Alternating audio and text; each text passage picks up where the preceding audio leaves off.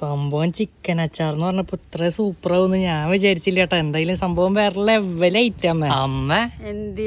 അതെ, ഇപ്പോഴത്തെ ട്രെൻഡ് ആയിട്ട് നിക്കണ ചിക്കൻ അച്ചാറില്ലേ, അതെനിക്ക് ഉണ്ടാക്കിയാരോ? അത് നല്ല നീറ്റ് ആയിട്ട് ഉണ്ടാക്കിയാട്ടോ. എന്നാ വേഗം അതിനായിട്ട് നമ്മള് ചിക്കന്റെ കുറച്ച് ബോൺലെസ് പീസ് എടുത്തേക്കണത്. അതിലേക്ക് ആവശ്യത്തിന് ഉപ്പിട്ട് കൊടുത്തു, ആവശ്യത്തിന് മഞ്ഞൾപ്പൊടി ഇട്ടു, ആവശ്യത്തിന് മുളക് പൊടി, കുരുമുളക് പൊടി ഇട്ടു, കുറച്ച് കരിവേപ്പിലയും കൂടി ഇട്ട് നമുക്കിത് നന്നായി മിക്സ് ചെയ്ത് ഒരു അരമണിക്കൂർ നമുക്ക് ഈ ചൂടായ വെളിച്ചെണ്ണയിലിട്ട് ഇതൊക്കെ വറുത്ത് കോരിയെടുക്കാം.